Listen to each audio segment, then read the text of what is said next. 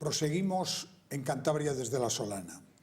Está con nosotros Antonio Martínez Cerezo, más que conocido como crítico de arte, como autor de numerosos libros, como investigador, como promotor cultural y como autor de una enciclopedia de pintores españoles realmente de referencia. Buenas noches, Antonio. Hola, buenas noches.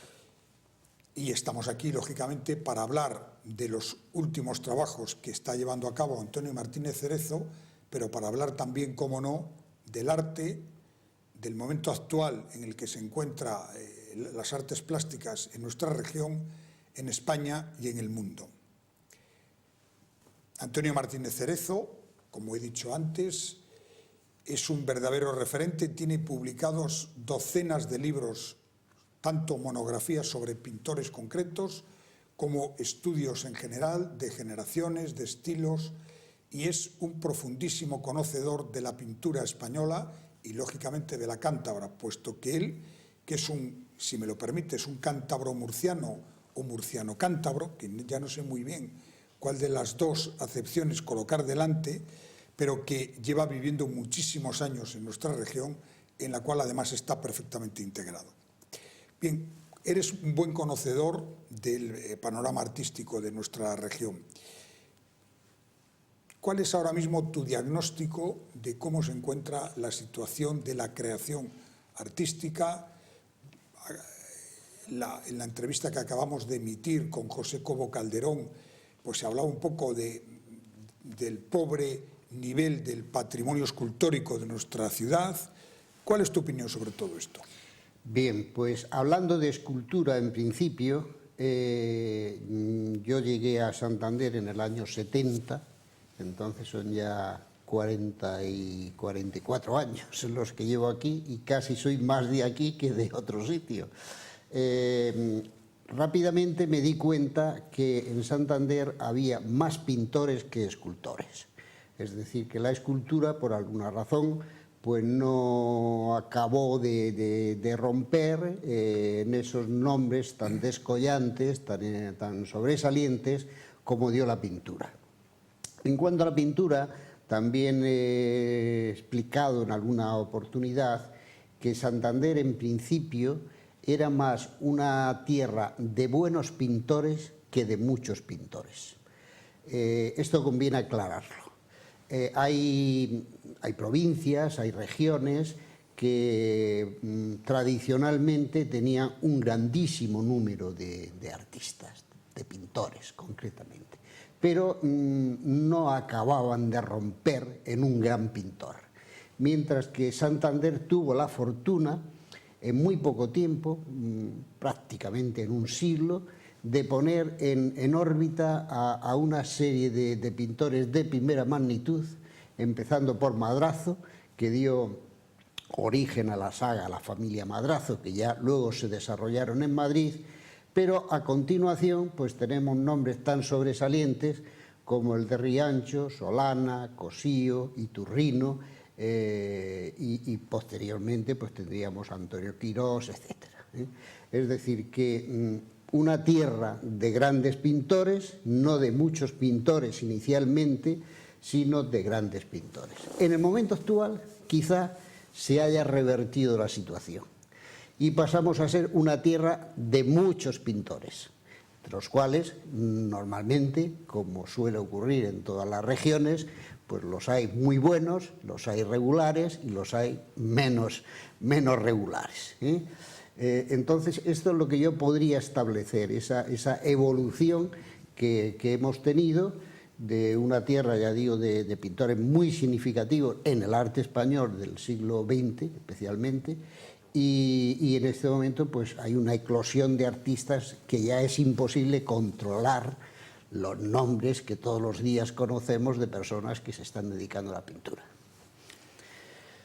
Las instituciones, fundamentalmente los gobiernos municipales, regionales, nacionales, han ido ganando mucho peso en todo lo que es el entramado artístico. Demasiado peso, si me lo permites.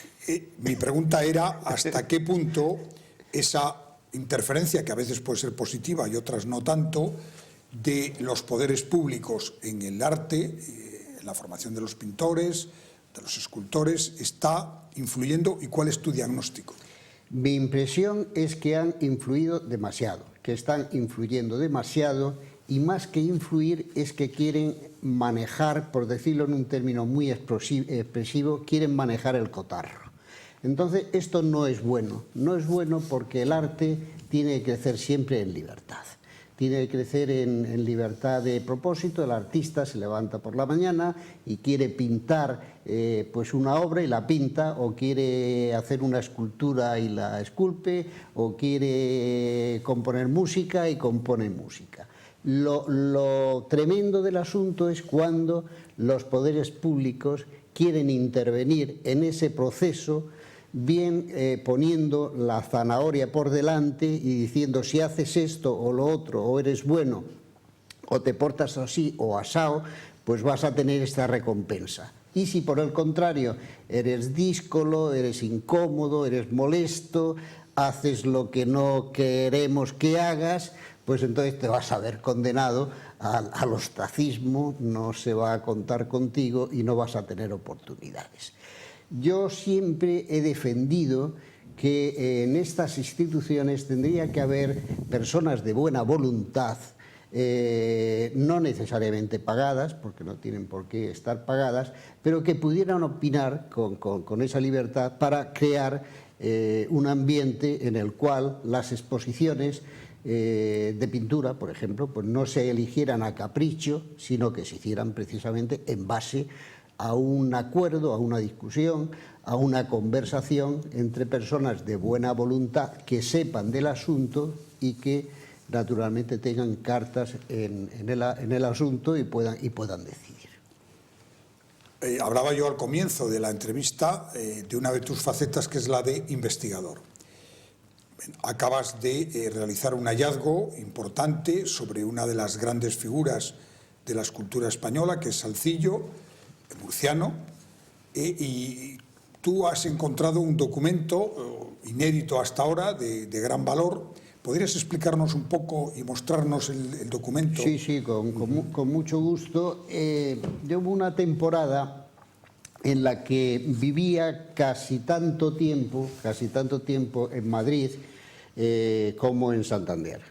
Y en ese tiempo era muy habitual que yo frecuentase la biblioteca riquísima en documentos desconocidos de la Real Academia de Bellas Artes de San Fernando, de la cual soy académico correspondiente por Cantabria. Allí, pues, cuando tenía pues tiempo, me iba a la biblioteca, sacaba documentos, legajos. Esto muchas veces es molesto, es frustrante, porque los documentos están muy pasados de tiempo, están apolillados, huelen mal, tienen polvo, etcétera, pero a veces nos dan la sorpresa gratificante de que hay algún documento que ha permanecido allí perdido y que en consecuencia pues nadie se ha ocupado de él. Este fue el caso con Salzillo, de quien en su momento ya hablé, de otro manuscrito que está publicado, que es de un contemporáneo de Francisco Salzillo, un tal Luis Santiago Vado, y posteriormente encontré este otro, que de Diego Rejón de Silva. Diego Rejón de Silva fue un hombre muy significado en el siglo XVIII, fue académico de dos academias, la de la lengua y la de artes, y este hombre pues escribió posiblemente la primera biografía, los primeros apuntes biográficos que existen sobre Salzillo, que son concretamente estos, que este año se van a publicar y ahora explicaré cómo. ¿Qué tiene de interés este manuscrito? Bueno, pues lo primero, que ha permanecido 225 años en silencio. Segundo, que posiblemente fue escrito en vida del propio autor, del propio biografiado de Salzillo, a quien sin duda alguna conoció, y en consecuencia pues nos aporta no nada nuevo, en realidad no nos aporta nada nuevo, pero sí nos da una mayor proximidad, porque siempre es mejor conocer a la persona que no conocerla. Consecuencia, Vado, contemporáneo de Salzillo y compañero de academia, escribió esta biografía que ha permanecido inédita y que este año, concretamente dentro de mes y pico, con motivo de la Semana Santa murciana, donde el nombre de Salcillo tiene pues un cartel, digámoslo así, impresionante, casi diríamos que único, es el que le da sentido, un poco le da cohesión a la Semana Santa, porque obra suya no solamente hay una cofradía, sino en varias. Aquí en Santander yo he tenido la suerte, la fortuna, porque se me ha ayudado también por parte del Ateneo y por parte de otras instituciones de poder hablar de esta figura que era totalmente desconocida, y cuando se han visto las imágenes y se han visto las explicaciones, pronto el público de Santander, que es sensible, pues se ha dado cuenta que estamos ante el mejor imaginero del siglo XVIII. Es decir, en el XVII hay otros imagineros muy importantes, concretamente centrados en Valladolid, pero en el siglo XVIII la figura indiscutible es él. Por tanto, Salcillo es un escultor tardobarroco, tiene la peculiaridad de que toda su obra, absolutamente toda su obra, es religiosa, con lo que esto tenga para unos y para otros de significante, pero entre su producción hay unas obras realmente prodigiosas, como es La Última Cena, como es el conocidísimo Ángel de la Oración en el Huerto, sus Dolorosas, su San Juan, del cual dijo un grandísimo escultor valenciano a los que lo llevaban en el paso que lo dejaran porque andaba solo, o sea que no había que pasearlo, como se dice ahí, y en consecuencia pues es una aportación interesante que este año se va a publicar en forma de manuscrito con un trabajo mío significando dónde está, por qué ha permanecido oculto y la importancia de este otro gran personaje que fue el escritor Diego Rejón de Silva. Cambiamos de tema. El Museo de Bellas Artes de Santander, ahora denominado el MAS, Museo de Arte Santander, tiene desde hace años pendiente una ampliación que se anunció pues, con anteriores gobiernos, con anteriores alcaldes, que lógicamente con la crisis ha quedado completamente aparcada esa ampliación, pero ahí tenemos un museo. Tu opinión sobre ese museo, tu opinión sobre la ampliación prevista con esa gran nave que queda hacia la calle Guevara de lo que fue un taller imprenta. Bueno, pues vamos a ver, hay que tirar un poco para atrás. En determinadas oportunidades yo creo que hemos coincidido varios en escribir, yo desde luego he escrito varios artículos al respecto, diciendo que un museo, lo primero que tiene que hacer es tener una voluntad. ¿Qué quiero ser? ¿Un museo de Cantabria, de artistas de Cantabria? ¿Quiero ser un museo general? ¿Quiero ser un museo de grandes nombres internacionales? A medida que vamos abriendo el marco, el círculo, nos vamos encontrando con problemas nuevos, porque yo no veo que la ciudad de Santander sea capaz en este momento de comprar un cuadro de Francis Bacon, por ejemplo, pues que ya sabemos a qué precio se cotiza, que ya no es Bacon, sino que es jabugo. Bueno, entonces, si por el contrario nos centramos en artistas locales o en artistas nacionales, ya tenemos más posibilidades. Otra de las grandes posibilidades, y que a mí me parece que ha sido una oportunidad perdida por Santander, no estoy hablando en este tiempo, sino en otros tiempos, lo digo para que nadie se llame a capítulo o se sienta especialmente significado por mí. Para que un museo realmente a nivel local funcione, necesita un patronato que no tiene el de Santander, pese, ya digo, a la gran cantidad de veces que hemos escrito artículos diciendo que la gran fortuna que tienen nuestros vecinos de Bilbao de tener un museo de arte contemporáneo tan importante es porque en su día se creó un patronato donde se integraron significadas personas de la ciudad, y esto hizo posible que coleccionistas, que personas que tenían obra y que la tenían en su casa, a su muerte la legaran al museo, con lo cual el museo se fue enriqueciendo. Es decir, que para que alguien tenga la voluntad de legar obra suya importante que le ha costado dinero y que ha vivido con él al museo, pues haría falta un caldo de cultivo apropiado, que sería un comité de personas de buena voluntad siempre de la ciudad que quisieran formar parte de ese patronato y que éstas eligieran bien los artistas que van a formar parte de las colecciones o bien el empleo de los recursos con que el museo cuente. A mí me parece que es una fórmula ideal y que da una gran satisfacción y da una gran seguridad al posible donante.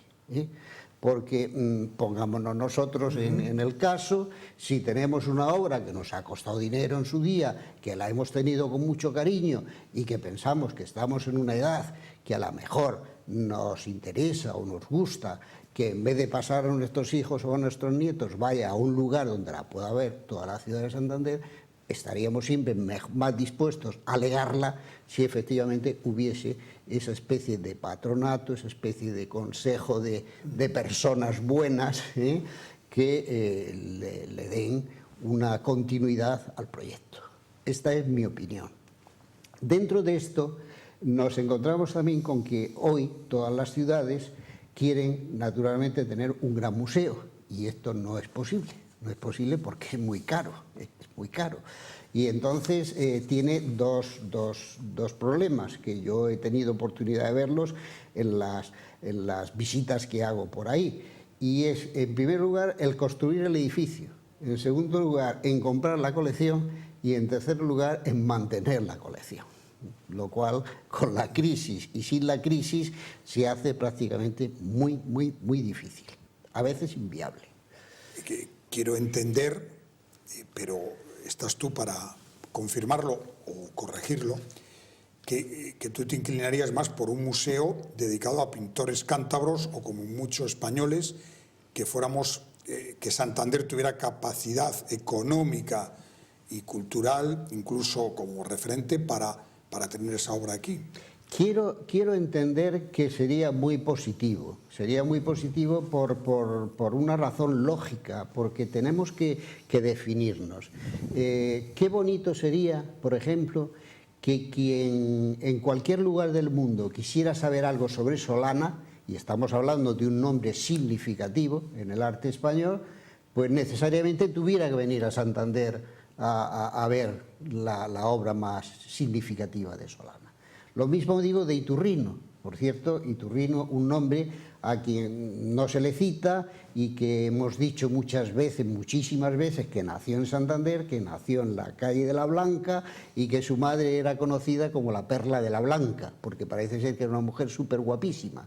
Bien, pues este hombre pasó a Bilbao, después pasó a Francia y anda por ahí medio descolocado y en unos libros pues te dicen que es vasco, en otros libros te dicen que es francés y en otros y no hay que decir, no, nació en Santander, para bien o para mal, y aquí hizo su obra y es un pintor importante del cual nos tenemos que sentir pues muy satisfechos. Otra figura, por ejemplo, pues que está completamente dejada de la mano de Dios, es el tema de Riancho. Bueno, pues qué mejor sería que quien quiera saber sobre este artista venga aquí, tenga aquí el máximo de su obra, ya sea obra en óleo, ya sean dibujos y ya sean trabajos, y así sucesivamente. Eso, el especializarse, siempre te da la posibilidad de poder abarcar más terreno que si quieres abarcarlo todo y al final resulta que el todo pues te resulta prácticamente imposible. ¿Quién va a poder comprar una obra de escultórica de Henry Moore pues a los precios que tiene hoy? Imposible, imposible. Pues entonces, si no vamos a poder tener lo mejor, tengamos lo mejor de lo nuestro. Un asunto fundamental, en mi opinión, para darle una vuelta a Santander como ciudad de arte es el Centro Botín, que bueno, si todo va según lo previsto tras el aplazamiento, estará terminado a final de este año 2014 o en los primeros meses de 2015. ¿Cuál es tu opinión sobre este centro de arte, tanto sobre el edificio de Renzo Piano, que en sí mismo es una obra de arte, como el contenido y lo que va a suponer para Santander? Yo quiero pensar que mientras la Fundación Botín esté al frente y mientras el Banco de Santander esté ahí, por la cuestión puramente económica, que evidentemente va a hacer cosas muy importantes por Santander y por la cultura. Va a hacer aquello que no pueden hacer estas otras instituciones de las que hemos estado hablando, porque al fin y al cabo una institución, sea el ayuntamiento, sea la diputación, sea la consejería de cultura, pues tienen unos fondos limitados y tienen unos fondos limitados que al final salen del mismo sitio, que es del contribuyente. Y el contribuyente pues llega un momento en que no puede aportar más, ¿eh?